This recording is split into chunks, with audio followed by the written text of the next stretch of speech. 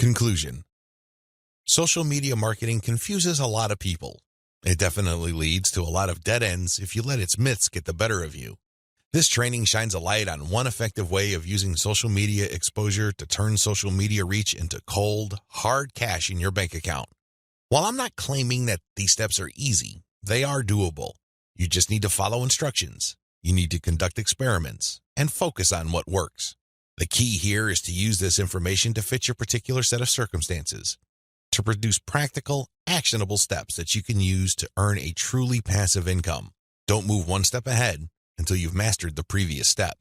Now that you have all the information that you need to succeed, please understand that none of this will make you rich if you let it stay in your head. Not in a million years. You have to take action on them. You have to get that sense of urgency that you need to make this information a reality. The longer it stays in your head, the less likely your finances will change. Give yourself a deadline. Commit to a firm start date. Once that date comes, start. You don't have to be a hero. You don't have to hit a home run the first time you step up to the plate. As long as you're making a small step forward, that is good enough. Why? A small step forward is still a step forward. You have to keep doing it. You have to take step after step. It doesn't matter what side of the bed you woke up on. It doesn't matter what you're feeling. None of that matters. What matters is you stick to the plan.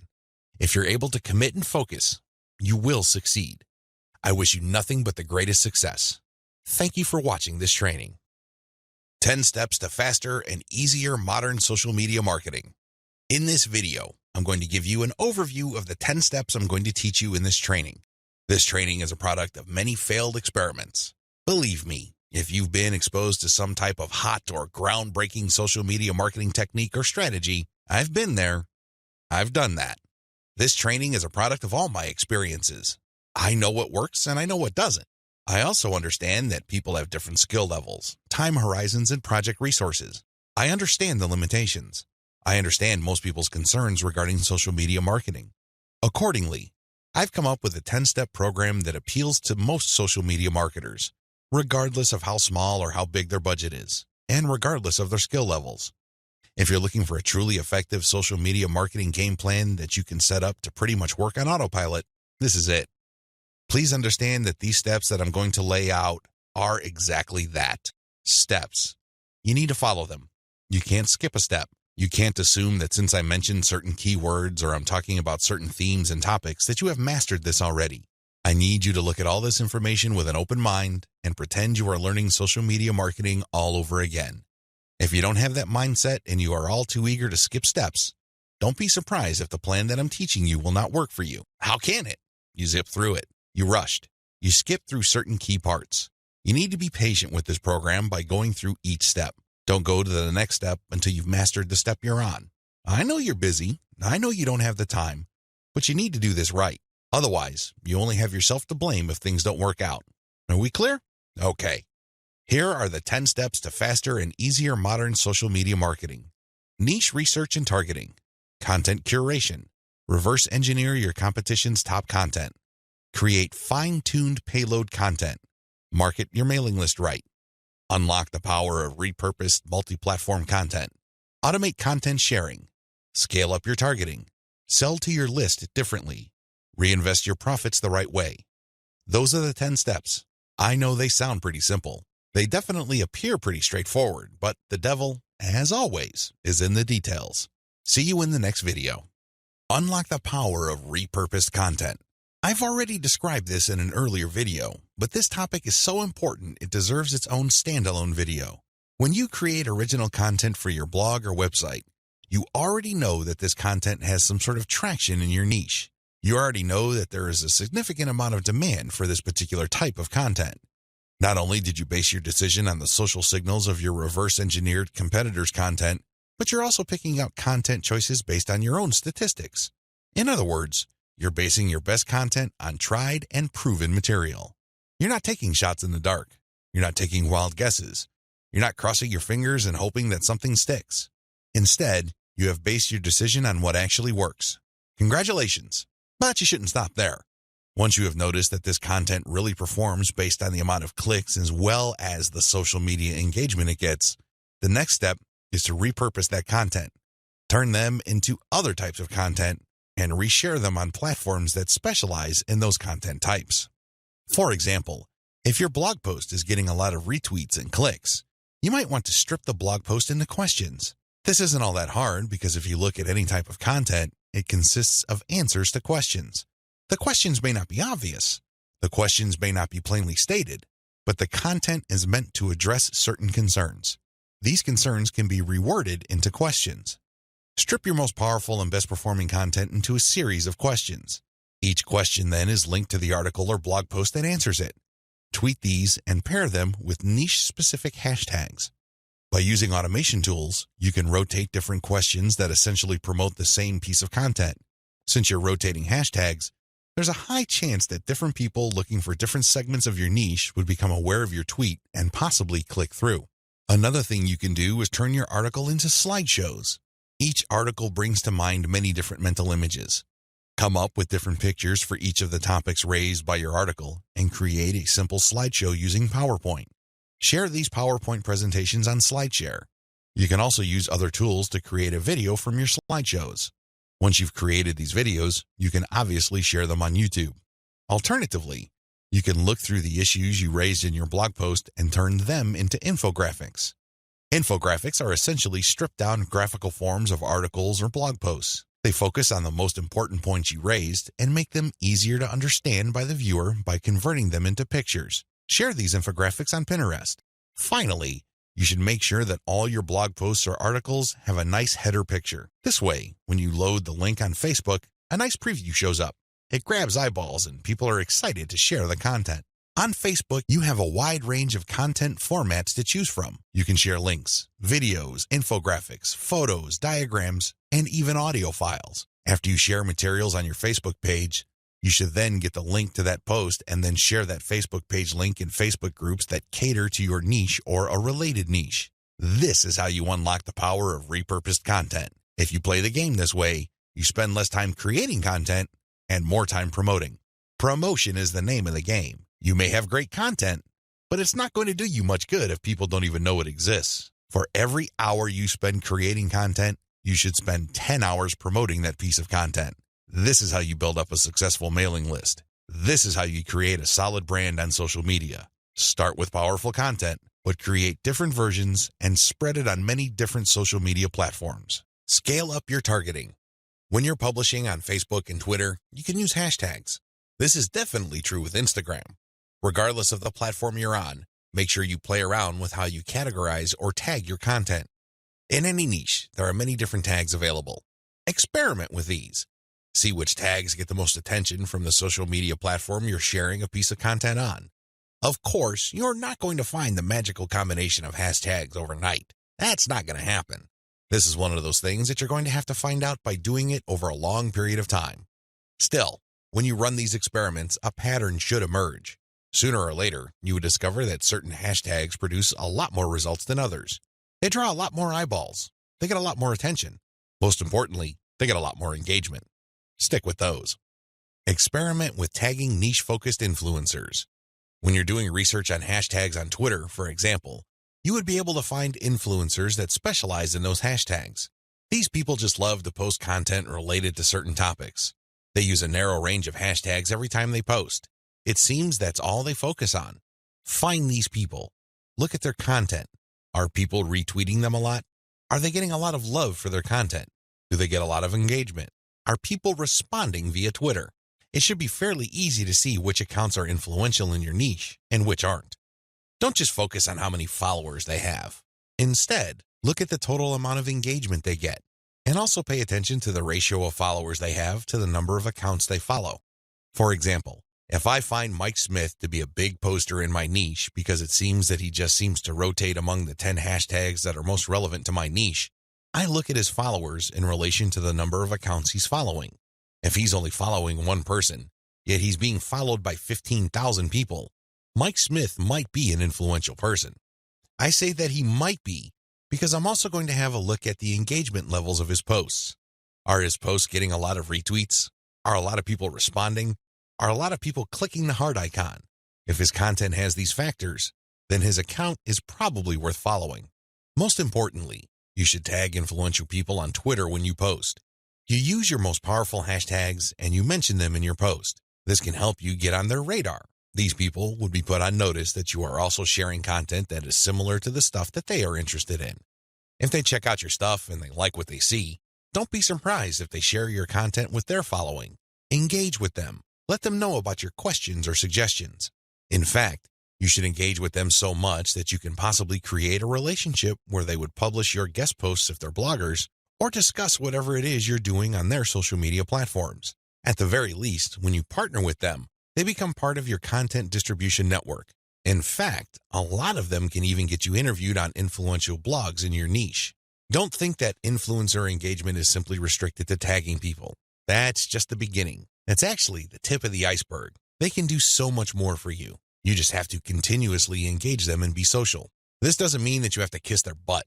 This doesn't mean that your stock response to all of their posts is amazing post or great post, I love it. That's not going to work. That's not going to push the ball far enough. You have to actually engage. And oftentimes, this might seem like you're criticizing them. This might seem that you are offering a negative view, but you need to get their attention. You need to bring home the point that you actually know your stuff and that you are also credible in the same niche space. That's how you get them to take you seriously. That's the kind of engagement that builds respect. Otherwise, you're just going to look like another member of the choir. They really don't have any incentive to interview you or post your guest content. Why should they? You're not really sharing any information or suggesting any points of view that are different or distinctive. Experiment with paid traffic.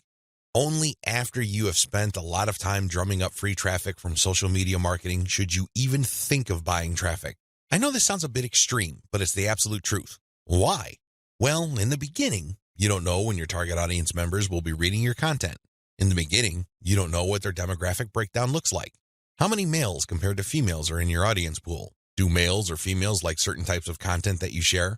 What are their age ranges? Where are they located? I hope you see the big picture here. You have to use free traffic to do initial audience intelligence. Once you've gotten all these important insights, you can then start paying for Facebook ads and other platforms' ads. If you start any earlier than this point, you probably would end up wasting your money. Study your statistics first. Pay close attention to audience patterns. Take out ads based on these patterns. Use automatic content sharing. Before I get into content sharing automation, I want to highlight one other important reason why you should repurpose your content. If your audience members keep seeing that you talk about the same stuff over and over again, chances are you will lose them. People want to hear new stuff. People want you to explore other related needs of theirs. They don't want you to basically keep recycling the same stuff over and over again. Unfortunately, that's precisely the kind of risk you're running if you simply focus on giving people more of the same successful stuff. You know that a particular content theme works. You know it gets a lot of engagement. You know that it draws a lot of clicks. It's perfectly natural for you to want to keep recycling that same theme. Don't do it. Focus on the very best way to present that theme and stick with it. Just do it a few times, but focus more on repurposing. This way, when people get into contact with your content, they can see that you are talking about something that appeals to them, but in different formats. They are more likely to pay attention. They're more likely to click through. They're more likely to share. Keep this in mind when it comes to repurposing. Don't think that Video 11 is completely optional. It isn't. You want your social media feeds to consist of highly successful content as much as possible. It really would be a shame to figure out what works, only for you to get lazy and just focus on text content. I'm sorry to say it, but text content can only take you so far, which brings me to content sharing automation. Since you're going to be sharing a lot of content, and much of this content being third-party as well as original and repurposed content, you're probably going to have your hands full if you decide to do this manually. First of all, since you're going to be covering many different platforms and sharing different formats on those platforms, you have a lot of forms to fill out over and over again. Sure, you may have created an account, one for each of those platforms, but submitting to those places requires you to fill in forms. Posting on Facebook involves form filling. Now, if you really don't have that much content to share, this should be barely manageable. But if you're looking to maximize your visibility by publishing on your social media accounts several times a day, you need to automate. Unfortunately, simply plugging in information into content publishing tools is not going to do you much good. You have to know when to publish. Believe it or not, the vast majority of your target audience members check their Facebook, Twitter, Pinterest, and YouTube accounts within a certain block of time every single day. Post outside of that block of time and you miss the eyeballs of the vast majority of your audience members. Sounds good so far, right? Well, here's the problem. Different audiences have different time preferences. How would you know? This is where experimentation comes in. First, you're going to have to share your content randomly at different times of the day.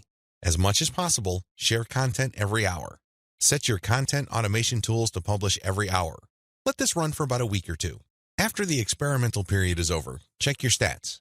Facebook Insights, for example, will tell you when most of your page fans checked out your content. Armed with this information, you should set up your automated software to publish your content in a cluster to fit those optimal times. For example, in the experimental stage, you're publishing one piece of content every hour. That's 24 pieces of content spread out over a full 24 hours. After you checked Facebook Insight, it turned out that 80% of your content views actually take place between 8 a.m. and 5 p.m. You then take those 24 posts and compress them within that 8 a.m. to 5 p.m. window. This is how you publish in clusters. Forget time blocks outside of that time frame. This way, you maximize your chances of the right eyeballs seeing your content. Special notes for Twitter. If you're going to be publishing on Twitter, republish your content many times during the day at the most optimal time frame. Facebook Insight already told you that your content is being viewed within a specific time frame. Chances are your Twitter fans have the same social media viewing habits. Stick to that time frame. Now, here's the secret. Set up your automated content publishing tools to tweet out your best content many times during that time frame, but you also have to rotate different hashtags. This way, you can reach different people looking for hashtags that are related to different subsegments of your niche. Special notes for Facebook. When publishing to your Facebook page, don't hesitate to publish original content that you have published before. Try to avoid publishing only once. Instead, you should sandwich or schedule this republished successful content in between high-quality, curated content. This way, people get more exposure to your best content. Once they click through, you get yet another chance to recruit them to your mailing list. Remember, when you share high-quality third-party content, you're not getting the traffic. You're building credibility, but you're not getting potential list members to your squeeze page. That's just not happening. When you share your own original content, you get a chance to recruit them to your squeeze page. Keep this distinction in mind. This is the reason why you should republish your most successful content by interspersing it with top-rated, curated content. Reverse engineer your competitors' top content. In the previous video, I mentioned that you're going to have to mix in your original content. Now, the question that's probably on the top of your minds is, how do I know which content to produce?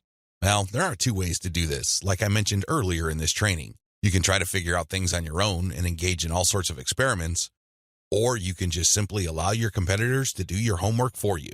I hope you can see which path is the easiest. It should be obvious. If you are sending the very best content on your niche, your original content must be at the same level or better. Otherwise, your followers are not going to take the bait. They're not going to trust your brand. They appreciate the fact that you're collecting all this information, and they're probably going to stick around and follow your social media accounts. However, you can't count on them to do much of anything else. There's really no incentive for them to join your mailing list. Why should they? Your content is not that great. They only need to compare the kind of original content you produce with the other top-notch third-party stuff you're sharing to see your weakness. Do you see the problem here? You have to produce top content if you want your brand to be credible. Thankfully, this is easier than you think. Simply reverse engineer your competitors. Look at their most successful stuff. How do you know? Look at the social media indicators of their content. How many likes does their top content get? How many shares? Is there any other indicator that shows that this content actually has traction? Maybe you should pay attention to the number of comments for that content. Maybe you would want to run a backlink checker on a piece of content and see how many other blogs or websites link to that piece of content. This is how you measure the overall success of any single piece of content so you can use it as a template, if you will, for your own content. I'm not saying that you should rip it off. Instead, I'm encouraging you to use it as a starting point and come up with something so much better. Focus on what works. When you look at your competitors' most social pieces of content, you are basing your own original content on themes and topics that actually work. They have traction with your target audience members. You're not wasting money or time taking wild guesses. This is one of the most common mistakes social media marketers make. They think that they have the best ideas regarding hot content in their niche, so they come up with all sorts of content that they think is just plain awesome, only to fall flat on their faces. I'm telling you, for every 100 pieces of those types of original content, maybe 10 would gain any sort of respectable traction in your niche. It's too expensive, and it burns too much time. Thankfully, there is a better way. You just need to reverse engineer your competitors' most successful content. Use that as a starting point. You can adjust them. You can modify them. You can come up with your own variations. But at least you get a head start. At least you're in the ballpark when you start off. You're not just taking random shots in the dark. Learn from your own success. After you have started curating and mixing in your original content, pay attention to your statistics.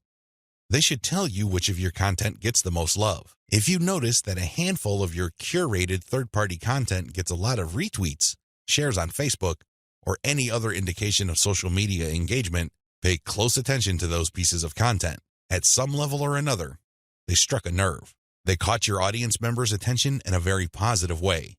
Find these successful curated pieces of content and create original versions of them. Similarly, if you have many different original pieces of content, only a handful of them will be really successful. Pay attention to those.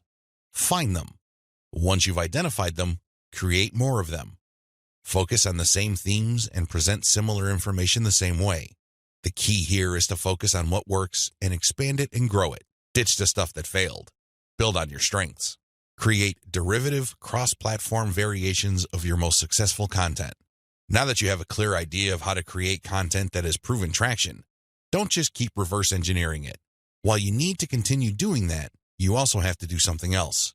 Create derivative or cross-platform versions. For example, one particular type of blog post does well on all your social media accounts. Identify its themes, pay attention to its patterns, and come up with another blog post. See if that works. If you achieve the same level of success, you're onto something. This is not a fluke. This is not a one-time thing. You have struck on a theme that your audience members readily enjoy. The next step is to take things to a whole other level. Instead of just cranking out yet another blog post, create videos about that theme, make specialized diagrams, produce infographics. Take these materials and share them on social media platforms that specialize in those formats. For example, for blog post URLs, share them on Twitter and Facebook. For videos, share them on YouTube. For diagrams and infographics, share them on Pinterest.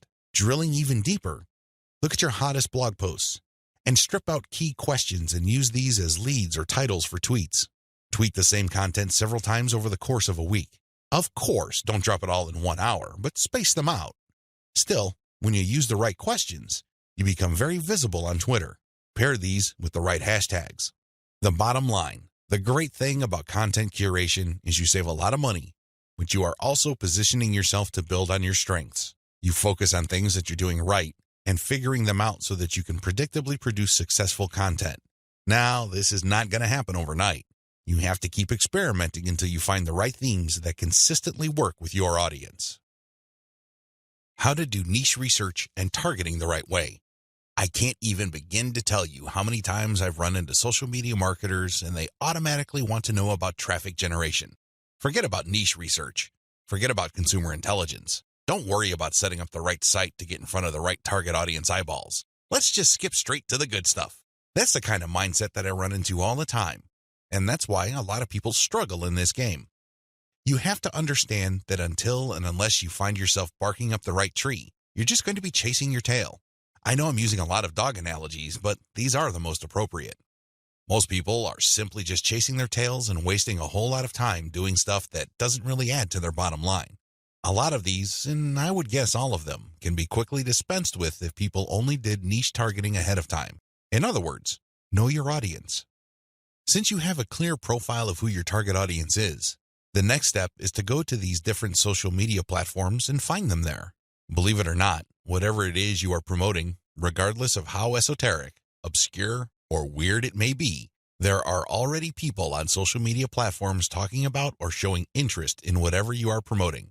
I know it sounds crazy, it sounds weird, but it's absolutely true. Your job as a marketer is to find those audiences on these social media platforms. The way to do this, of course, is to identify your business's target audience. Sadly, most marketers don't even bother with this. Instead, they just look at social media marketing as a simple task of finding traffic. That's it. That's the name of the game. That's all there is to it. If you want to be successful, you need to be clear about who your target audience is. And believe me, this is not always easy. You're going to run into the temptation of making educated guesses about who your target audience members are. Most of the time, that doesn't work. Thankfully, there is an easier way.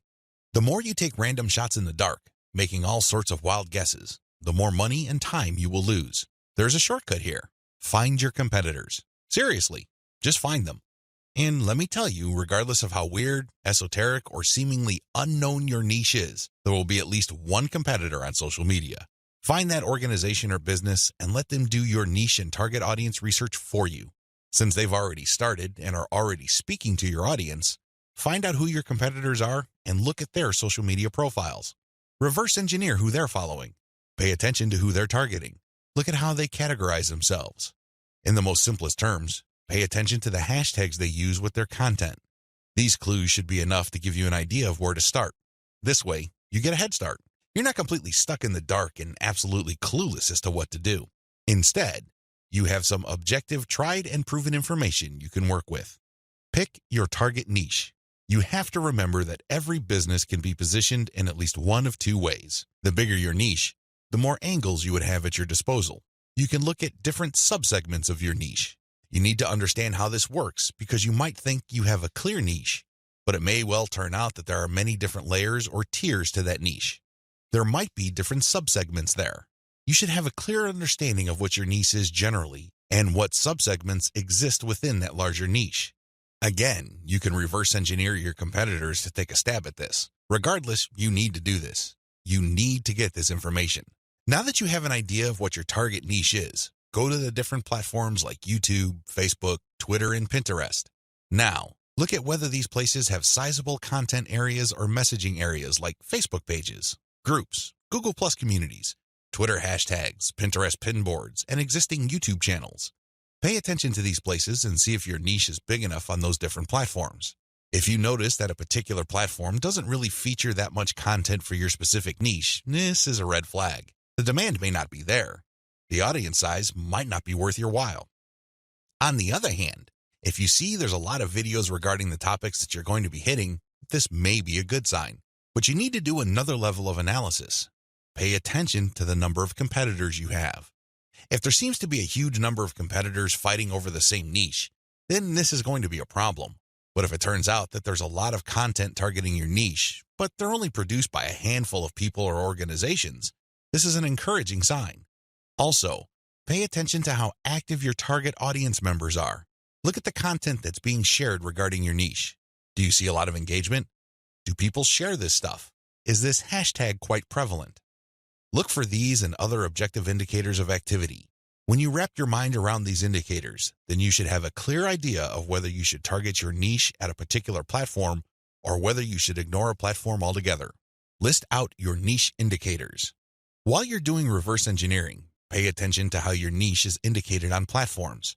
These involve hashtags, categories, keyword targets, labeling patterns, and tags. Use these to do the analysis I described above. Again, in any niche, there are sub-niches. So your goal here is to find a sub-niche or a way of positioning your content so you don't run into a ridiculous amount of competition. You're still tapping into a sizable pool of demand, but you're not making things impossible for yourself by running headlong into well-entrenched professional competition. You will probably need to keep experimenting with different sub-niches until you find one that is promising enough. Fine-tune your payload content. As I have mentioned previously, you can come up with your very own content based primarily on the social signals of the top-notch third-party materials you are curating. Put simply, when you are going through your research, you will keep coming across certain pieces of content which get a lot of engagement on social media. These are all the objective indicators you need to understand that you are looking at high-quality, high-demand content. At that point, you can come up with your own version of that content. You can use it as a template, so to speak. Another approach would be to just do curation first. You just take all the high-quality third-party content with great social signals and put them all on auto-publish on your social media accounts. You run this curation campaign for several weeks. Soon enough, you will see a pattern. Eventually, You will see that some of these materials get a lot more engagement than others. At that point, you can then come up with your own version. Personally, I pick my own content using both methods. If I'm in a hurry to get people to sign up to my mailing list, I do the first method. But if I'm unsure about the niche or I'm still trying to feel my way around in terms of understanding my audience, I would stick to the second method. There's really no one right answer. It really all depends on your situation. The great thing about the second method is that you are picking out your original content strategy based on what actually works in terms of your social media accounts. You have to understand that even though high-quality third-party content may have a lot of objective social signals, those signals may have been generated in different contexts. Maybe the original publisher was doing something that you may not be doing. Do you see how this works? Still, you can definitely do the first method if you're in a hurry. But if you have some time to spare, you might want to try the second method. Do curation first, let it run, and then pay attention to your statistics. You should be able to see a pattern. In fact, based on my experience, content that tends to do well often falls within a narrow range of themes. In fact, in some of my campaigns, almost all of the content that got a lot of love from the internet was focused on one question. That's how focused your audience's needs may be. You should pay a lot of attention to the following. Look at the engagement of the content and the click-through. A lot of social media marketers drop the ball at this point. They think that it's all about engagement. I'm telling you, regardless of how many likes, shares, or comments a piece of content gets, if people don't click through, those engagement signals are not worth much. Remember, at the end of the day, you want traffic. That's the whole reason why you're doing this in the first place. Getting caught up in how many shares, likes, or comments you get is not going to do you any good. You have to always pay attention to the click-through. There has to be some sort of ratio between total engagement and click-through. The higher the ratio of the click-through, the more attention you should devote to a piece of content. Study high click-through and high engagement content closely. Now that you have identified curated content that performs well, the next step is to analyze them with a fine-tooth comb. Ask yourself, what problems are people interested in when they read this piece of content? How are these pieces of content positioned or presented? Do they use some sort of emotional headline? Do they use subheadings that ask questions? Do they drag the person along? Or do they just lay out the information dead center? Pay attention to cosmetic issues. People do judge a book by its cover, and blog posts and articles are no different. How are these materials formatted? Do they have big pictures? Do they have header pictures? Do they use diagrams? What are they doing exactly? Once you've answered all these questions and you're comfortable with the answers you got, the next step is to create your own content specification sheet. This is going to be your template. Now, make sure that you're not just basing it on one successful piece of content. That third-party content might be a fluke. The company behind it might just have gotten lucky, and for some reason, that piece of content went viral. That's not going to help you. You have to base your template on the success of many different pieces of curated content. This way, you can be more confident of the fact that even if you barely comply with all the specifications, you would at least get some decent and positive results. Using the information above, create payload content. Now that you have gotten your template together, you need to create your own high-quality, high-engagement original content. This content is going to be used to sell people on your mailing list. When they read this content, they're supposed to get excited about joining your mailing list. This is content that is most likely to be credible and most likely to be shared. Are you excited? Well, don't get too excited. A lot of people jump in with both feet and they end up sabotaging themselves because the payload content they create looks like an advertisement. That's obvious spam. Nobody's going to trust you with that. You're obviously trying to pull tricks and play games. That's not going to work. Instead, the content must be informative. Think of it as an infomercial. You're selling something, that much is obvious. But people have to walk away with solid value. You have to walk that tightrope. There's a thin line between shoving stuff down people's throats and providing solid value without asking for anything in return. You have to come up with a decent compromise between the two. The bottom line is, whatever you do, the content you produce must be valuable. It must add value to the lives of people reading your materials. That's how you build credibility. That's how you get people to get excited about your mailing list. Remember, your list is supposed to add value to their lives. It's going to be very hard to give that impression when the content that you share is worthless. I hope you can see that. I'll see you in the next video. Content curation, your secret social media marketing weapon. Now that you have picked the specific sub-niche that you're going to be targeting, as well as finished doing advanced research on where your sub-niche or niche segment audiences are located on social media platforms, The next step is to find content. I've got some good news and some bad news. The good news is that you stand to save a lot of money. The bad news is that you need to put in a lot more time and pay attention to details. There are no two ways about it. You cannot drop the ball when it comes to the quality of the content that you are going to be sharing on your social media accounts. Each and every piece of content you share must build your brand. This is non-negotiable. You can't just pick random pieces of content that somehow, some way has something to do with your niche. That's not going to help you get the right eyeballs. That's not going to help you establish the kind of credibility and authority you need to eventually convert highly specific and qualified traffic from social media into cold, hard cash. What is content curation? As I mentioned above, you stand to save a lot of money with content curation. This should be obvious. After all, you're not going to be using the content that you yourself created. Content curation is all about picking other people's content and sharing those materials on your social media accounts. This creates a win-win situation. Since you're sharing links and descriptions of such content, the creator of that content gets free traffic. You, on the other hand, get to build up your credibility because people are rewarded for following your accounts with highly targeted, highly specific, value-added content. Everybody wins.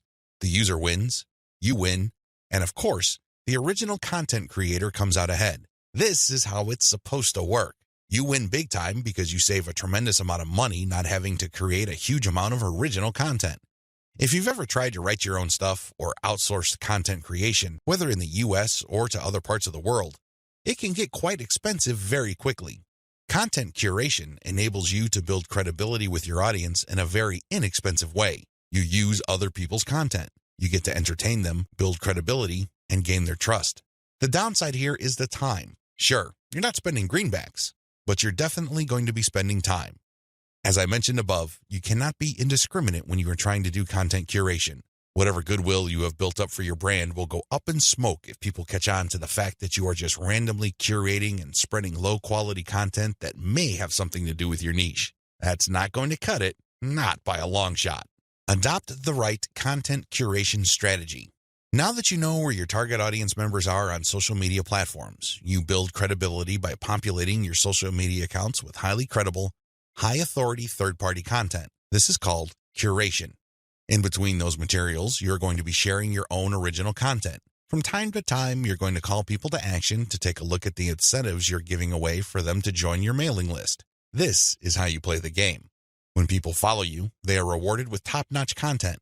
It doesn't really matter whether you produced that material or it was written by somebody else. Your followers get rewarded for following your account. They get niche-specific material. Eventually, you build trust with them because you only send them the very best materials. They start paying attention to your own materials. More importantly, they start noticing the content you share, which actively encourages them to sign up to your mailing list. This is the key. You intersperse your own original content. You create an impression of quality in their minds because you're sending only the very best third-party content.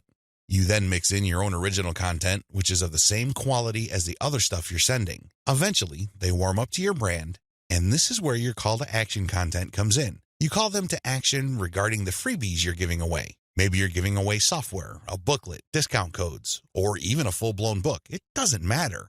You are ethically bribing them to enter their email addresses so they can download the incentive. That's how you build up your mailing list.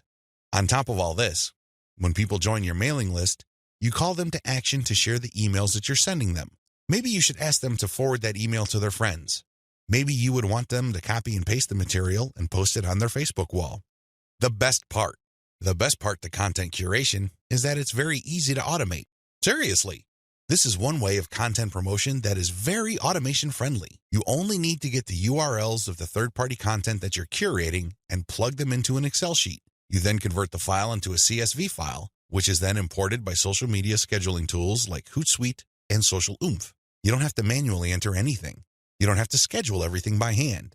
You can do all of this through software. Isn't that awesome? You get to build credibility while at the same time minimizing work. Now, with that said, you need to pay special attention to the content quality. High attention to detail is the key.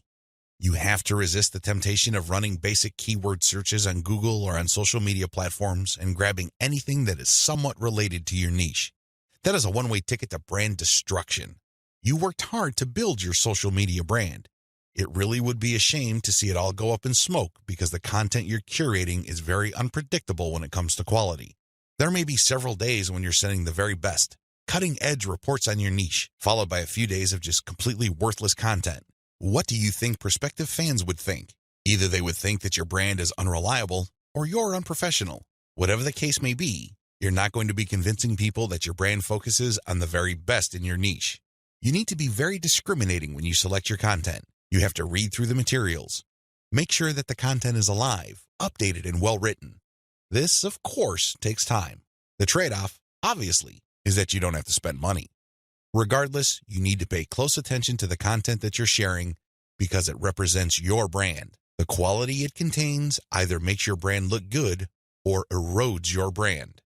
It's your choice. The classic way to do social media marketing and why it is a waste of your time. Before I jump into the actual meat and potatoes of this training, I need to devote some real estate to how other people are doing social media marketing. I need to do this because it's very tempting for people to engage in the same practices. I can see where they're coming from. It is easy. It's like seeing some chump change in front of you, and it's almost irresistible to fight the urge of bending over and picking up that change. But when you do that, it will throw you off. It will give you a false sense of incentive or reward, and don't be surprised if you end up giving into your worst instincts, only to walk away with less than nothing. This happens all the time because human beings, being the way they are, would always take the path of least resistance. Who can blame them? But by warning you about how this works out, it is my hope that you stay away from this and focus instead on investing your time, effort, and energy on the right way to do things. The classic approach to social media marketing. So what is the classic approach to social media marketing? Well, it's actually quite simple. Whether we're talking about Instagram, Twitter, or Facebook, you need to only follow, like, or friend people who are interested in your niche. You connect with all these people, and then after you have followed them, a lot of them would actually follow you back. For example, on Twitter, for every 100 follows, don't be surprised if maybe 20 to 30 people follow you back. Now, this is where it gets really bad. Classic social media marketers would then spam their followers. They would just send all sorts of unrelated garbage, and then they would unfollow. Do you see the pattern? Follow, get followed, spam, unfollow. I wish I could tell you that they do this sporadically, but instead, these self-professed professional marketers use all sorts of sophisticated software to do this. Up until a few years ago, this worked like a charm. This was a great way to get a lot of Twitter traffic, but not anymore. This pattern instead can get you banned. More importantly, whatever traffic you do manage to get using this tactic is not going to be any good. Why? There's no targeting. You're not pre-qualifying these people who would follow you. The only reason why they followed you in the first place is because you followed them first. Where's the selection there? Where's the targeting there? Now, you can make wild guesses, but ultimately, it's a volume game and it leads nowhere. The return on effort is not there. I'm not saying that you can't make any sales doing this technique. I'm not claiming that.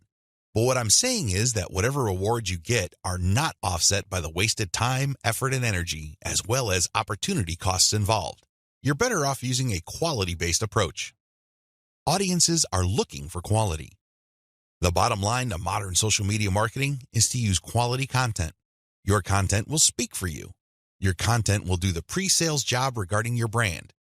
In other words, your content is your representative. It speaks to the values you want your brand to be associated with. The sad reality, even if the follow, get followed, spam, and unfollow technique still works for some people, the rules have changed. Social media platforms will reward or punish you based on engagement. If you want an extreme example of this, just look at Facebook. Facebook used to be a traffic goldmine. Not anymore. You need a really high level of engagement to preserve your reach on Facebook. If you get normal levels of engagement, good luck. That's how bad things are, and that's why I need to take this time to spell out why this classic social media marketing no longer works. Other failed methods. I would be remiss in my duty to educate you on failed social media marketing strategies if I don't also mention other failed techniques. First, hashtag hunting no longer works. This technique involves marketers finding hashtags that are trending. They basically would publish niche-specific content, but use unrelated or irrelevant hashtags and pair them with their content. They do this because they want to hitch a ride on the upward trend of those hashtags. They know people are searching for those hashtags. They know that these hashtag trends are hot, so they want to poach as many eyeballs as possible. Unfortunately, the traffic that you get is not going to be any good. People are looking for specific types of information, and when they see that your content is so obviously unrelated, they're not going to click through. You might even get reported. Another failed method you should stay away from is influencer spamming. There are many influencers in most all niches. If you want to see this in action, go to Facebook or Twitter. There are many specialized pages and specialized Twitter accounts. Now, constantly mentioning those influencers on your content is not going to help if your content doesn't really add any value. There has to be a reason why you are engaging with these influencers, and drawing their attention is not enough. Getting them to look at your content because you think your content is hot is a lousy idea. Instead, you should focus your engagement tagging based on what they did. For example, if an influencer was talking about recent trends in athletic shoes, then that person would be fair game for an article I post regarding the latest trends in athletic shoes and what they mean in terms of the bottom line of large footwear apparel companies. That influencer would be directly interested in what I have to say because I'm sharing content that is not only high quality, but is directly related to stuff he or she is already talking about. Do you see the specificity here? Do you see the direct link? Now, compare this with an influencer who talks only about Forex, and I tag that influencer when I'm talking about Bitcoin. That person's going to get annoyed. Do you see the difference? Finally, automated publishing with no outreach is not going to work. Basically, what you're doing is throwing spaghetti on the wall and hoping something sticks. If you're just publishing content on an automated basis on Twitter, Facebook, Pinterest, and other platforms, it's anybody's guess whether people would actually engage. You have to do some outreach. You have to draw eyeballs to your content. You have to find existing pools of highly qualified audiences and get your social media account in front of their eyeballs. Use your very best content. If you do this right, your automated publishing on social media will be greatly rewarded. Use a shotgun approach and you're probably going to get the same results as other failed social media marketers. Reinvest your profits the right way. By this point, the $1 filtration method has enabled you to make a decent chunk of cash every single month from social media traffic. The next step is to create a business. At this point, you might be feeling that you're just engaged in a hobby. It's a well-paid hobby, but still a hobby nonetheless. This too can be a trap. This can hold you back from the great success that you could otherwise achieve with social media. How do you turn the information that I shared with you into a platform for a business that can withstand the test of time? Simple. Reinvest your profits the right way. Move into other niches after you master your system. This training helps you identify your target niche. I've also given you the techniques to do well in that niche using social media traffic. Once you've made quite a bit of money on your niche and this money comes in month after month, you have to think big. You have to look into other niches that are related to your current niche. This thinking is actually pretty straightforward. If you have already mastered your niche to the point that you're making automatic income month after month, then you can apply the same system to other niches that are closely related to the one you're in. This is how you scale up your business. Instead of just one stream of cash, you build many different streams of cash based on the system that you mastered. You know what hashtags to target. You know what kind of content gets eyeballs. You know how to present information on social media. You know how to promote a mailing list. These and many others form part of your system. It really would be a shame to restrict that system to just one niche. Once you've mastered those, find niches related to those and grow into these other fields. Highly successful list marketers don't just operate one list. They operate dozens, and this translates to 6, if not 7-figure incomes year after year.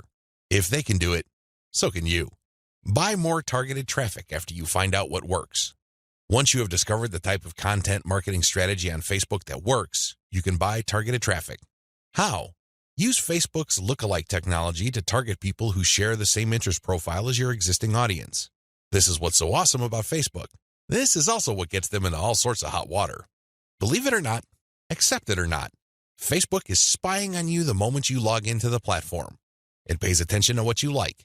It pays attention to what you comment on. It pays attention to what your friends like. And it makes all sorts of predictions regarding your behavior and your interests. Accordingly, if you like certain topics, it creates an interest profile. Facebook's lookalike audience technology enables you to find people who haven't visited your Facebook page who share the same interest profile as your current fans. Talk about an amazing technology. Take advantage of this.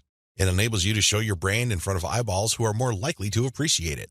Invest in more original content. You might want to invest in original content. If you're already making a decent profit from your current system, you might want to take things to the next level and add a whole lot more value to the lives of people following your brand on different social media platforms, as well as in your blog or website with original content. Now, this doesn't mean that you have to roll up your sleeves and write everything yourself. You can hire professional writers to do this. Thanks to global outsourcing, you can get high-quality original content from places like Ozkey.org without it costing you an arm and a leg. You can get high-quality content that truly engages your audiences without it killing your profit margin. Invest in more content updates. This advice really flows from the previous point I raised. If you're going to be investing in more original content, automatically you will be investing in more content updates. You will have a lot more original materials to share. These two actions go together. Regardless, you need to step it up in terms of content updates so you can pack a lot more value. Invest in your original products. When you're started out setting up this system I teach you in this training, you probably would be focused on affiliate products. You get an affiliate from an affiliate program, you market that link on your email updates. When somebody clicks on that link and buys something, you get a commission. Pretty straightforward, very simple. Well, if you really want to make a lot of money, you have to turn your back on affiliate marketing. You really do. Instead, you have to sell your own stuff. The reason why you need to do this boils down to control. When you are selling other people's materials, you are at the mercy of their squeeze page, their landing page, and ultimately, the quality of their product. What if their product sucks? What if their sales page converts only a fraction of the people it could otherwise have converted? You lose out. That's the bottom line. If you want to maximize your control over your income, you need to invest in your own original products. Thankfully, outsourcing is always available to you. You can outsource to professional companies like Ozkey.org or other specialized content producers to help you produce high-quality original materials for cents on the dollar. Sell your own video-based membership courses. The main problem with product sales online is, by and large, you're selling the item once. Somebody clicks the buy button, they pay, they get access to the download link, and that's the end of the story. They already have the product. They can enjoy it, they can throw it away, they can do whatever they want with it. But the transaction only took place once. Wouldn't it be awesome if people keep sending you money every month?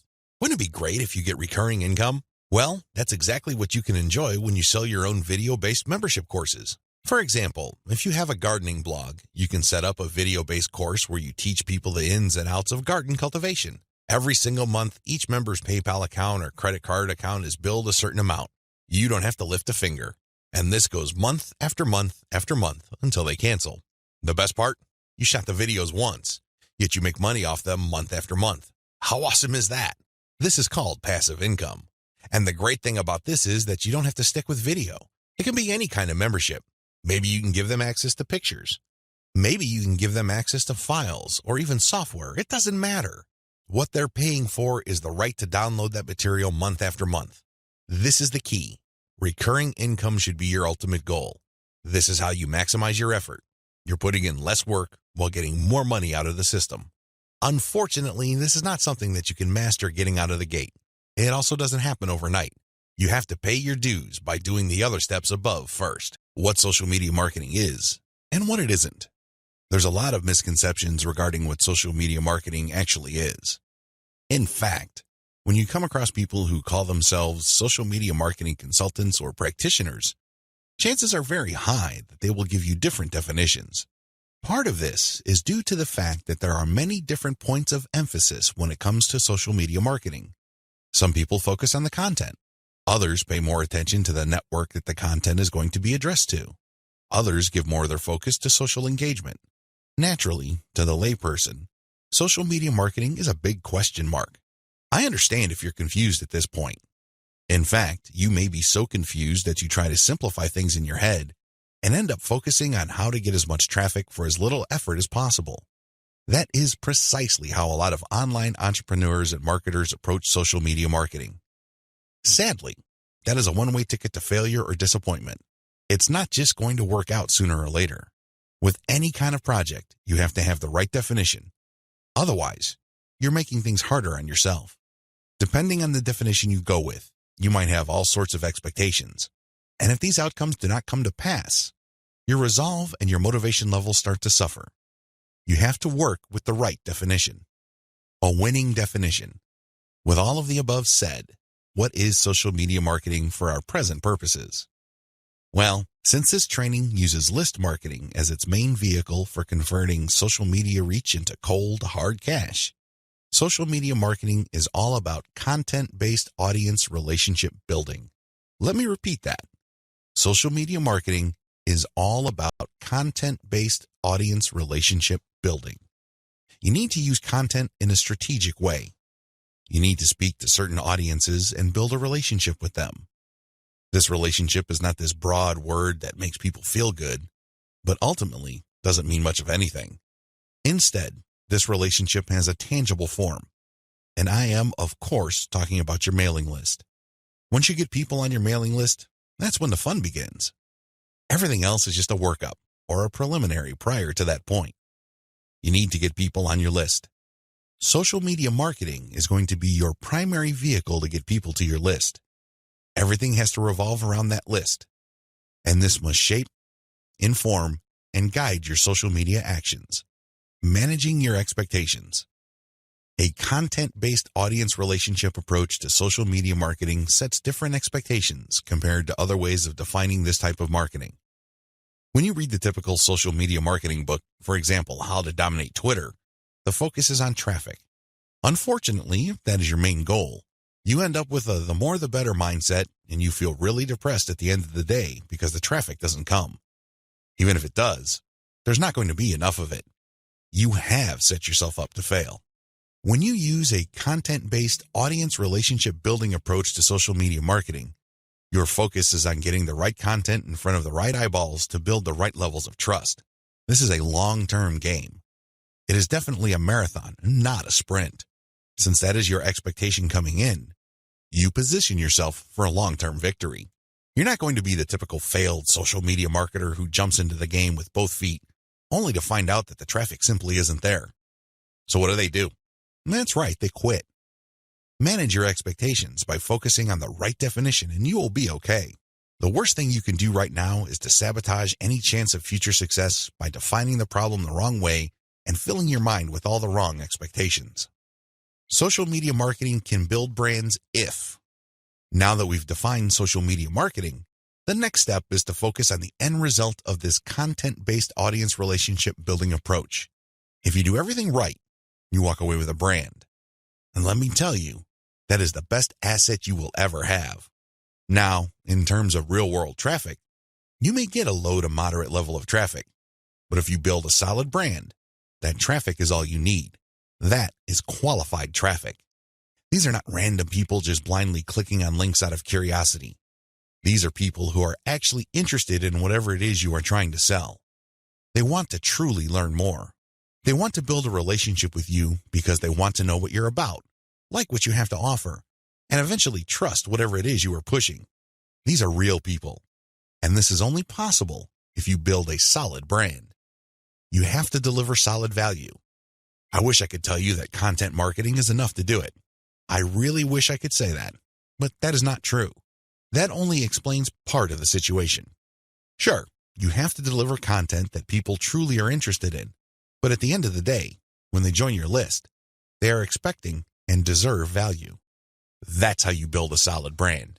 When people join your list, they will quickly find out that they did not waste their time because you send high-quality updates that actually add value to their lives. Social media marketing can explode the rate at which brands are formed. That's why a lot of people are ranting and raving about social media marketing. But a lot of them are clueless as to how to build a solid brand. Most of the time, they just stumbled into it. I'll let you in on the secret. It's all about content-based audience relationship building. There are many different parts to that equation, and I'm going to walk you through them in a practical way in the following videos. In this section, I just want you to wrap your mind around the definition and the expectations that flow from it. This is how we tightly define the project that you're going to embark on. Anything less, chances are, you're going to beat yourself up unnecessarily because you just had unrealistic expectations. This is not one of those get-rich-quick schemes. This is not one of those overnight success stories. This requires real work. This is the real deal. Are you ready for the journey? Great. Let's get on to video 2.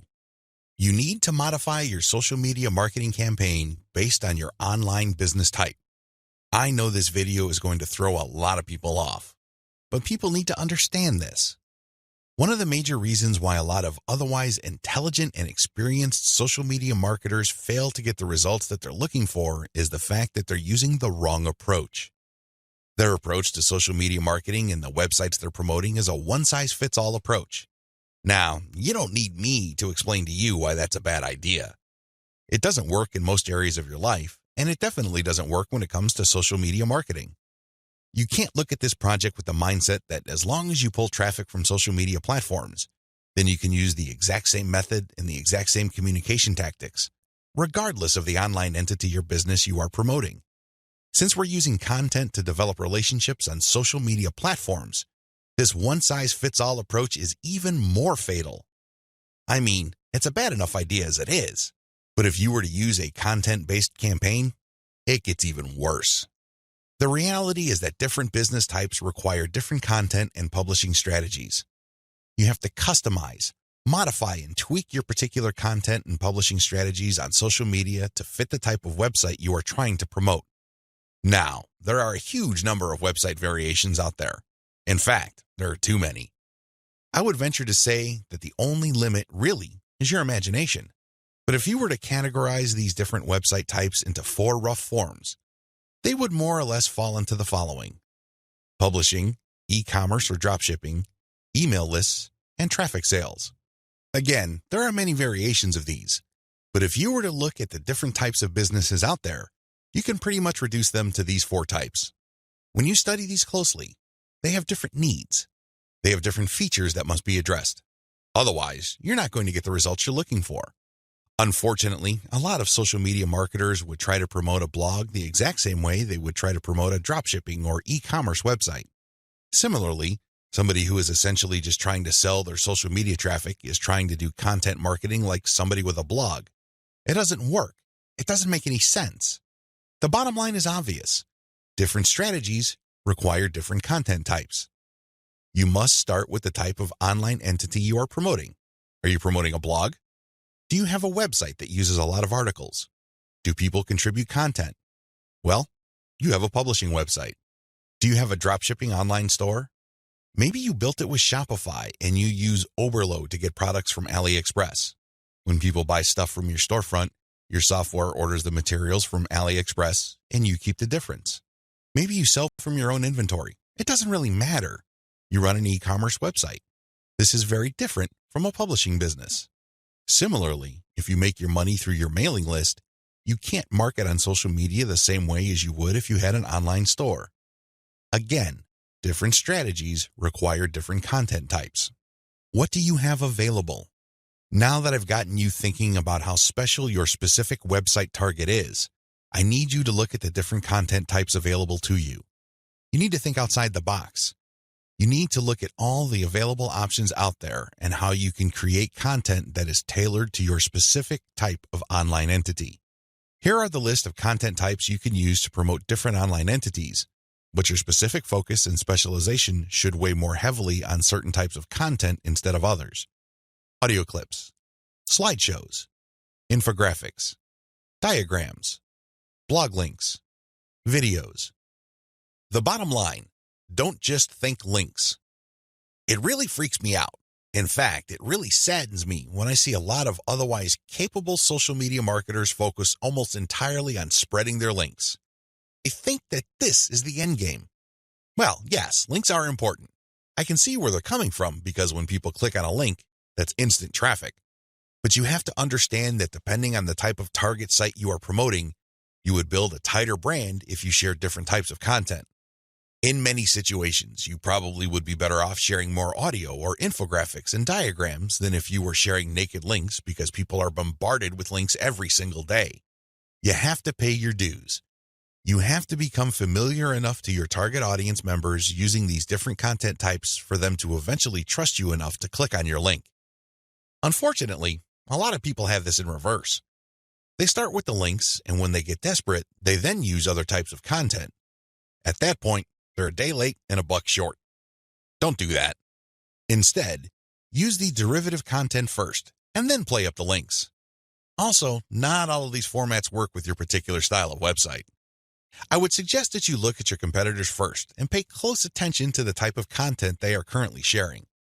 What kind of format do they use? Are they sharing mostly picture quotes? Are they focused primarily on video? Do they have a special fondness for diagrams? This is not random. This is actually telling you all you need to know about how to appeal to your target audience members. This is no time to be revolutionary and come up with something new completely out of left field. That's not going to work. There's a reason why your competitors are not doing this. At this point in the game, you should focus on what everybody else is doing and reverse engineer their formats. Once you have established a distinct brand, then you can experiment with different formats, different ways of doing things, and possibly coming up with something that is distinct to your brand. But until and unless you reach that point, you need to focus first on reverse engineering what everybody else is doing. In other words, let them do your homework. Focus on what they're doing right and build on it. Figure out their areas for improvement and come up with a more compelling offer. Pay attention to what they're not doing. Avoid those because obviously it doesn't pay. I hope I'm being clear here. Make sure that your content types as well as your sharing strategies fit the type of business you're in. A little bit of reverse engineering can definitely go a long way. Market your list right. Now that you have figured out your payload content, the next step is to understand what kind of giveaway you're going to have to use to get people to sign up for your mailing list. In an ideal world, people can see the value you bring to the table. They only need to look at the content you share as well as the crucial information they get from your premium content. They see this premium content and they see what you're about, what you have to offer, and why it's such a good idea to sign up to your mailing list. Unfortunately, things don't work out that way. Even if you have the very best blog posts and articles on your website, people still need a push to sign up to your mailing list. This is where incentives come in. You're going to offer free, high-quality premium content, but you're going to repackage it in a way that people would appreciate. Maybe you put in a book. Maybe you come up with some sort of cheat sheet or resource sheet. Or perhaps you can strip it all down into a booklet or even convert it into software form. Whatever the case may be, this premium free giveaway content is going to act as an incentive for people to join your mailing list. They get a copy of whatever it is you are giving away for free in exchange for their email. I call this an ethical bribe. You're bribing people to sign up to your list. Normally, they wouldn't. Only a very few people would take the time and bother to sign up for your list, regardless of how awesome your blog posts and articles are. That's just the reality. Finding out what to use as an incentive. I hope you can see the logic behind giving away freebies so people can sign up to your mailing list. People need a push. People need some sort of extra sweetener to get the deal going. They need something extra to get them off the fence and onto your mailing list. Now, the next step is to figure out what kind of incentive to give away so people would join your mailing list. The good news is, you don't have to start from scratch. You don't have to take wild guesses. You don't have to take shots in the dark. When you pay attention to your top-performing original content, you should have all of the information you need to come up with a compelling incentive. For example, if you run a gardening blog and you notice that a lot of people click on share and otherwise engage with your content on tomatoes, it's probably a good idea to come up with a free giveaway book on how to build your own inexpensive tomato greenhouse. You see how this works? Pay attention to your best-performing original content. Look at the questions they answer and look at the questions they fail to answer. This way, you can use your popular content as a launching area for your incentive content. You let your readers know that if they need more information, and they will because the content that they're enjoying are missing certain items, they should click on this link. That link, of course, is your squeeze page. The squeeze page advertises your giveaway and lists out the reasons why people would want to download that giveaway. It's pretty straightforward. You're just offering premium content that your other freely available content is already pointing to. They're pointing to that content because they don't contain that material. They do a good job of building credibility and authority. They do a great job adding value to the lives of your readers, but it's also obvious that there are certain parts that are missing. For those extra materials, they have to sign up. It's absolutely free. It doesn't cost them a dime, but they need to sign up to your mailing list. This is how you set up your mailing list. It has to be closely tied to your premium content. Coming up with incentives or freebies that look like they came out of left field because they're unrelated to whatever it is you're currently doing is not a good idea. Chances are quite good that you're going to fail. When you come up with incentive content that is directly related to the materials you're already sharing, you create a feeling of value. There's also a feeling of exclusivity. After people have seen your content and have become aware of what you are and what your brand is about, you let them in on a special premium. This is a special deal that other people who haven't accessed your brand have no idea about. Position all your original content to push your mailing list first. To play up the value of your incentive content, you first have to promote the value of the mailing list. I know this sounds counterintuitive, but if you think about it, it makes all the sense in the world because, in reality, it's the mailing list they're signing up for. The freebie that you're giving away is just a bribe. It's intended to get people to enter their email address and nothing more. If you were to use all your original content to play up the fact that people can get this additional content, don't be surprised if people sign up to your list and quickly unsubscribe because they really don't care about your list. Again, you're walking a tightrope here. On the one hand, you want people to get excited about the premium you're giving away for free in exchange for their email address. On the other hand, you want people to see the value that they would get by being members of your mailing list. This is how you should play it. All your original content should push your mailing list first. I'm not saying that you should not tie it into the incentive, but your original content should highlight the fact that when people join your mailing list, they will continue to get valuable information. This is the key, because when you use your tried and proven content to push mailing list membership, people are less likely to join your list and immediately unsubscribe. They are aware of the value that the list can possibly bring to their lives. You then play up the premium content as part of the membership. In other words, it's an extra. It's not the main focus of the list. Keep the list separate from the premiums you use to get people to sign up to your list. I hope this is clear because you want to play up the list first, but it must be obvious that you are using the premium content, whether it's a free book, a booklet, a cheat sheet, some sort of pre-recorded video, or something else, as a means to get people to make a decision. That's the bottom line. You want the incentive to push people to make a decision to join your list, but all your original content, and your website by extension, should push the reader to see the value of being a list member. A lot of social media marketers completely blow this. They think that it's all about marketing the incentive. Well, to continue with the example I raised earlier, what happens after you get people to sign up to your list in exchange for the Greenhouse Guide? That's right, nothing.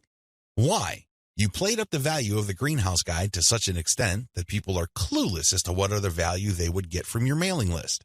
Indeed, don't be surprised if people start reporting your list as spam after you start sending them updates. They were so focused on getting the free book that the updates from your mailing list completely took them by surprise. This happens all the time because of faulty messaging on your blog or website. You cannot afford to play the game this way. You worked hard to pull all this social media traffic to your site. You spent a tremendous amount of time, effort, and resources to build a solid brand. Unfortunately, you're dropping the ball if you market your mailing list this way. You must sell the list first, but the incentive must be used to push people to make a decision. This is the proper order of priority. Anything else will fail. Set up your squeeze page for maximum social appeal. As I mentioned earlier, you should use your content to push your mailing list. You should use your content to upsell your squeeze page. But this doesn't mean that you can get away with badly designed squeeze pages. It's not going to cut it. Your squeeze page must be well designed. After all, this page is a specialized recruitment page. When people get on this page, you have to make the case as to why they should join your list, and not just for the incentive. While the incentive takes a big chunk of the real estate of a squeeze page, you should be clear about the fact that people are signing up to your list. With that said, you have to make your case. Why should people bother with your updates? Why should people stay on your mailing list? What kind of value would they get? Remember, people are always asking what's in it for me. Your squeeze page must answer that question effectively, clearly, and powerfully. Your squeeze page must be well designed enough to be able to make that connection, while at the same time, it must be easy to market on social media. Maybe you should have a graphic on your squeeze page that can be easily posted on Pinterest. Maybe you should have a video on your squeeze page that can be easily shared on YouTube. There are many ways you can go with this.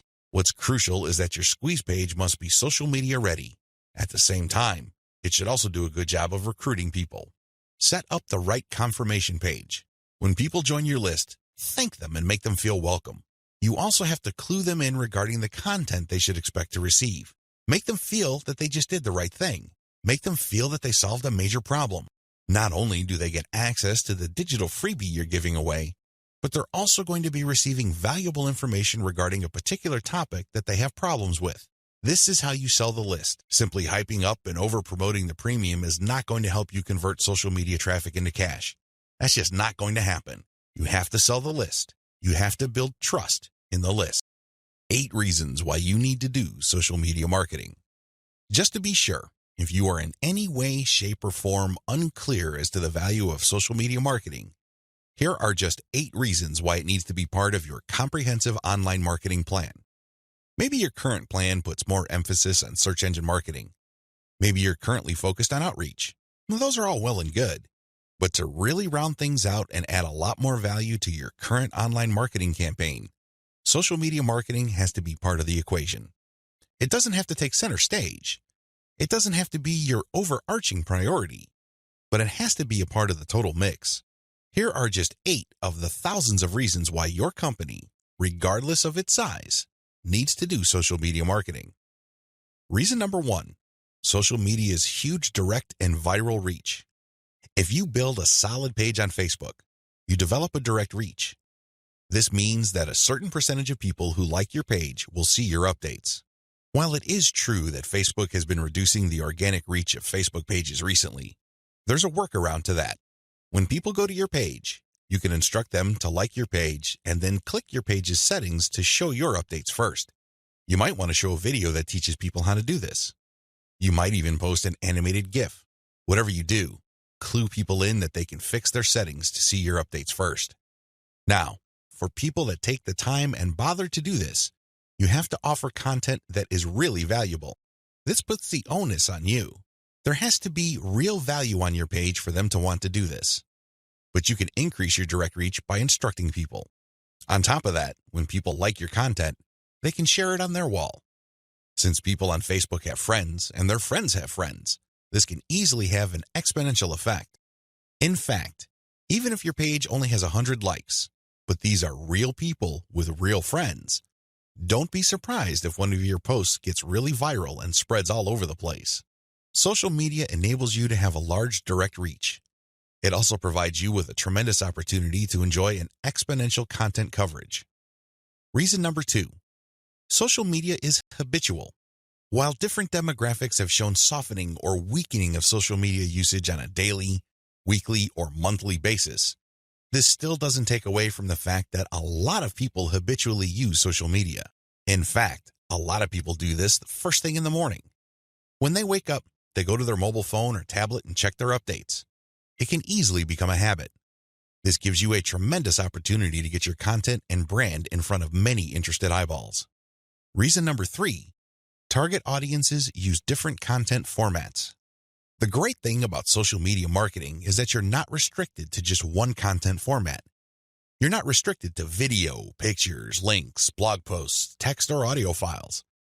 Instead, different platforms specialize in different formats.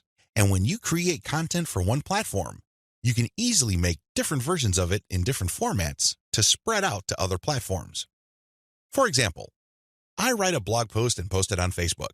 I create a very attention-grabbing graphic for that blog post.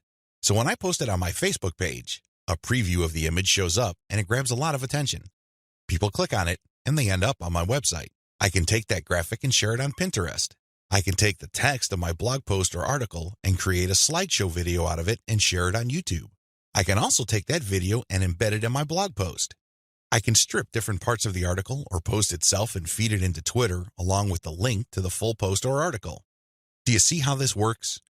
You get access to the different audiences or those different platforms by simply repurposing or recycling the same content that you made for one platform and sharing those other formats on other platforms. This increases your potential reach. Reason number 4, most social media platforms can be segmented. If you've ever been to Instagram, you know that when you see a picture, it usually has many different tags. If you've been on Twitter, you'd see that a lot of the hot tweets also have hashtags. Those tags are very valuable. When you use a tag with your content, you are essentially categorizing your content. People use those tags to search for content. This is a very powerful segmentation tool. People who are looking for cute Chihuahua puppies will use certain hashtags that are different from people looking for libertarian political posts. If you have a very tightly defined audience, social media platforms' built-in segmentation tools and features can definitely help you. You probably already know that huge audiences that are not very targeted are essentially worthless. Thanks to social media marketing segmentation features, you can get a smaller volume of people from many different platforms, but you can rest assured that these people are actually interested in whatever it is you are saying. These segmentation tools go a long way in helping you to find a very refined and well-qualified audience base. This, in turn, increases your likelihood of making a sale. Reason number 5, sharing content on most platforms can be automated. Thanks to tools like Hootsuite and Social Oomph, you don't have to worry about manually going to Facebook or Twitter and copying and pasting materials from a document or spending hours setting up your scheduled posts. You can automate your posts to publish up to 6 months on Facebook. This means that you can set up your Facebook account to post 6 to 10 or more times every day, but you don't have to babysit it because you have fed the content in. The best part is that a lot of these automation tools use bulk feeds, meaning you can format your content in an Excel file and convert it to CSV and plug into these tools. You don't have to input the materials one by one. Talk about saving a lot of time while also maximizing your reach. Reason number 6, you can run a 2-track marketing campaign using mailing lists. The heart of a content-based audience relationship marketing campaign on social media is to build a highly targeted mailing list. Now, this is not what you think. A lot of people are thinking that once they build the list, they're on their way to becoming a millionaire. Absolutely wrong. They're missing a step. When people join your mailing list, it really is a general mailing list. By general, I'm not saying that it talks about all subjects under the sun. I'm not talking about that. Instead, I'm talking about general interest in the specific topic. You really don't know yet at this point who is a buyer and who is a person who is simply looking for information and is still trying to make up their minds whether they trust you enough. You create a general list, and then eventually you try to upsell them to a buyer's list. And how do you do that? Well, you sell low-cost items on your general list. You can sell a booklet for $1. It doesn't really matter what the price is. It has to be very low because what you're really trying to do here is that you're trying to give people a means to identify themselves as a buyer, and you want to make it as smooth and easy as possible. $1 is almost an afterthought to most people. They won't think that it's too painful to buy your product. But once they get to your buyer's list, you eliminate them from your general list, and now you have a pure list of buyers. That list, my friend, is a gold mine. That's where you send your money-making updates. That's where you get people to check out your case studies and get them to pay top dollar for whatever affiliate programs or original products you are pushing on your buyer's list. This is called a 2-track marketing campaign. It's extremely powerful, and it has made a lot of people rich. But you have to step away from the very common mistake of thinking that once you get a lot of people to your mailing list, you have it made. Absolutely wrong. There is another step that you need to take. Reason number 7, your brand gets natural repetition through multi-platform marketing. Assuming that all your social media accounts on all 4 major platforms look similar to each other, you get many bites at the apple. You really do. When people run into your brand on Facebook, there's a chance they might run into your brand on Twitter.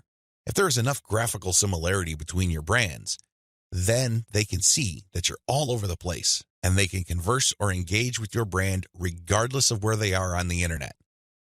Eventually, this builds a tremendous amount of familiarity, and people might become so comfortable that they join your mailing list when you call them to action. The best part of this is that it happens naturally by you simply creating accounts on all the major platforms. Your brand speaks to people who are interested in your niche, regardless of where they go. Reason number 8, save money through content repurposing. Make no mistake about it, content generation is expensive.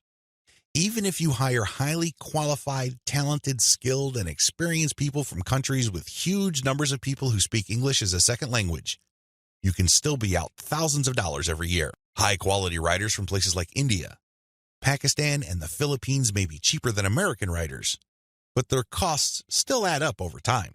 One of the things about social media marketing that really excites me is the fact that you can create content and repurpose it into many different formats. This reduces your cost. If I hire a writer from India and pay that person $1,000 a month, I can get a fixed amount of content.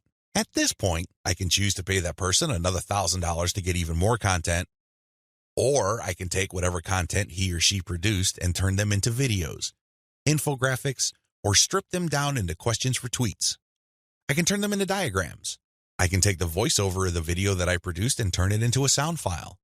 I can even make a slideshow of those materials. Once I have all this repurposed content, then I can share them on format-specific platforms. For example, I can share the slideshows on SlideShare. I can post the infographics on Pinterest. I can post the product shots or general product pictures on Instagram. I can post the questions on Twitter. I can also post the videos on YouTube. Best of all, I can post all the formats on Facebook. Do you see how this works? When you do this, you buy content once, repurpose it, and share it so you get a higher chance of getting traffic or visibility with that repurposed content. You're not creating content constantly. In fact, the name of the game is to produce as little content as possible, but market these high-quality pieces widely. This is how you maximize their value. The old idea of constantly publishing content just to get a few eyeballs here and there is dead. Seriously, that's a one-way ticket to the poorhouse. Your better approach would be to make that content work for you by converting it into many different formats. You then share these different formats on platforms that specialize in those formats. I hope the 8 reasons above are clear and that you are pumped up to do social media marketing right. In video 3, we're going to talk about picking a social media marketing campaign that is most likely to produce results for your type of online business. See you there. Introduction. A lot of marketers have all sorts of wrong ideas about social media marketing. Some think that you only need to post viral content to get tons of traffic overnight. They actually believe that if you are able to pump that much traffic to your target website, a large chunk of those people will buy whatever it is that you are selling. Maybe you're selling services, maybe you're selling an event, or maybe you're selling products from an online store. It doesn't matter. According to this idea, you just need to have a lot of traffic, courtesy of viral content on social media, and you will get the conversions you're looking for. There is an assumption that social traffic, regardless of which platform it comes from and regardless of how you qualify that traffic, converts to sales readily. Sadly, none of these assumptions are true. In fact, all of them are tragically mistaken. If you believe in any of these, don't be surprised if you spend a lot of time, effort, and money, only to end up with a whole lot of nothing. Welcome to the club. Effective social media marketing can be reduced to one metaphor. Master this metaphor, and you probably will make money on autopilot with social media traffic. Screw up this metaphor or remain clueless to it, and you'll continue to struggle. You'll continue to believe that social media traffic can easily be generated through viral content. You might keep running after that unicorn, only to get tired and frustrated. It doesn't have to be this way. You just have to have the right metaphor or the right conceptual model to make social media marketing work for you. Best of all, you can make it work on autopilot. You probably have heard all sorts of set it and forget it systems. You probably bought at least one of these products. Well, they're definitely on the right track as far as their label. Social media marketing can be automated. It can be mastered to the point where it can produce income after you've set it. But getting there is another matter entirely, and that's the price people have to pay. And unfortunately, most people are not willing to pay that. They're excited about shortcuts, but they're not willing to take the stairs to get to the top. At the back of their minds, they're thinking that there has to be some sort of elevator. There is no shortcut. You have to work with this metaphor. And what am I getting at? Well, the secret to effective social media marketing is an inverted pyramid.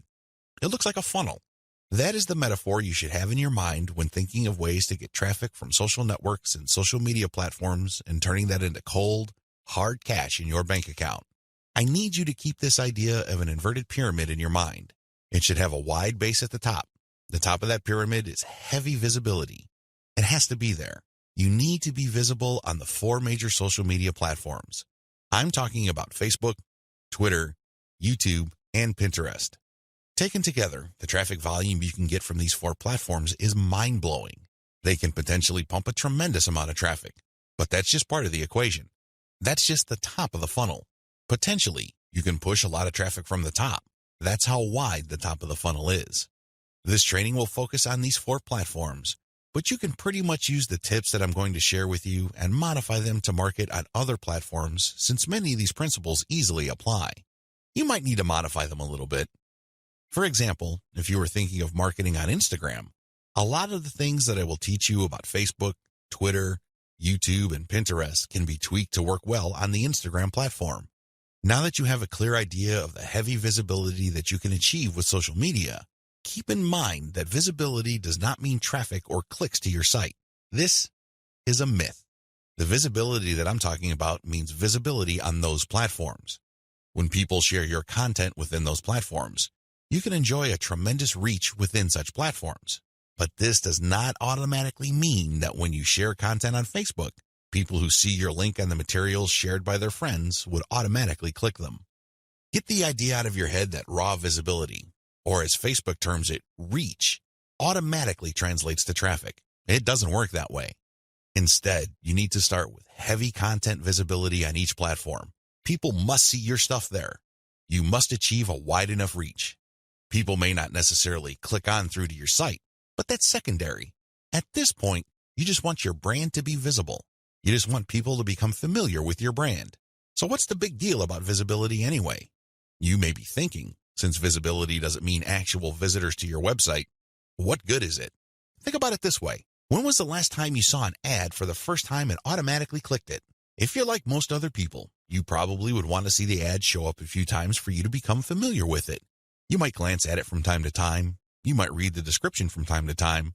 But after enough showings, you might seriously think of clicking through. The same applies to your content on social media platforms. Don't expect that just because you come up with catchy titles and nice attention-grabbing graphics that this is enough for you to expect a tremendous amount of clicks to your website. It doesn't work that way. People have to be comfortable enough.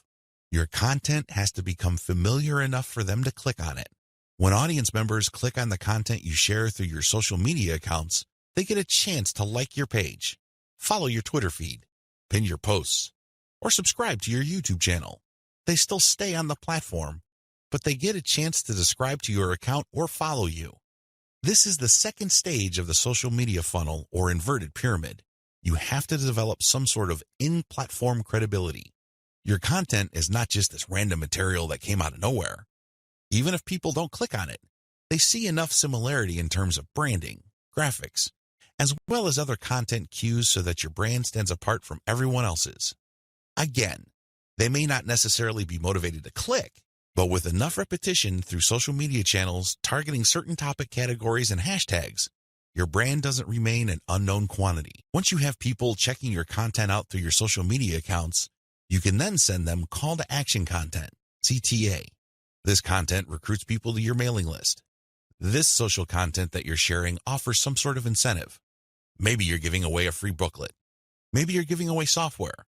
Whatever the case may be, there is some sort of giveaway to incentivize people to click on that link, enter their email address, and join your mailing list. Whether you use freebies, special content, special free tickets to an online webinar that's pre-recorded, it doesn't really matter. Whatever the case may be, the end game is to get people to join your list. The end game? When you look at the funnel, the end game is to get people to that narrow end of the funnel. At that end, you're not necessarily getting them to click on an ad to buy something. You're doing something far more valuable. Instead, you're calling them to action so they join your list.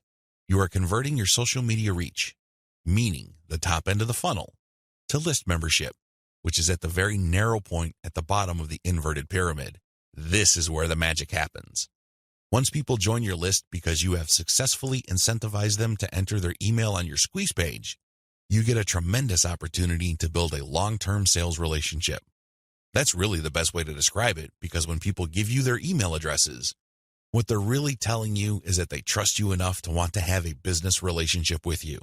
This means you should not abuse that relationship. You should not send them garbage. You should not send them spam. And by spam, I'm talking about material that is not related to the topic of your list. Stay on message, because if you're able to do this, you would have a tremendous opportunity to shape the conversation and continue to sell and convert your list, not just once, not just twice, but over the long haul. There are many successful list marketers who make 7 figures every single year, and all they have is a mailing list. It all depends on how you build that list, who's on that list, and what you are selling on that list. Regardless of how you cut it, you can turn what would otherwise be a huge amount of social media reach into a loyal list. This is the secret to effective social media marketing.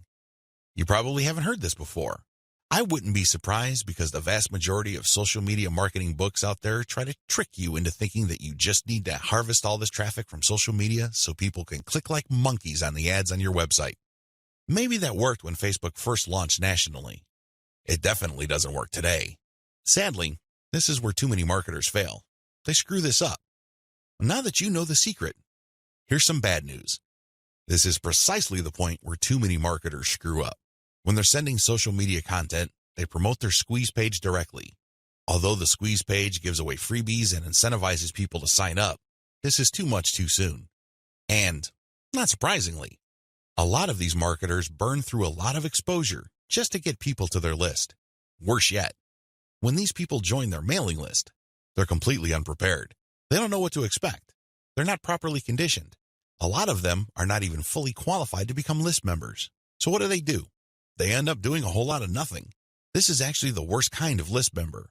It's much better to just have a very tiny list, because if you have a huge list and almost everybody doesn't do anything to put money in your pockets, you're going to be paying for those list squatters month after month. Alternatively, you might attract list bouncers. These are people who join your list just to get whatever premium you're offering, download it, and then promptly unsubscribe. They have effectively bounced from your list. Effective social media marketing. Effective social media marketing means using your social media traffic and highly effective content shared on social media to build successful relationships. Your email list is going to be the platform you will use to convert the relationships made possible through all that social media traffic. You're essentially creating highly targeted mailing lists using content shared on targeted channels on social media. This is the secret to effective modern social media marketing.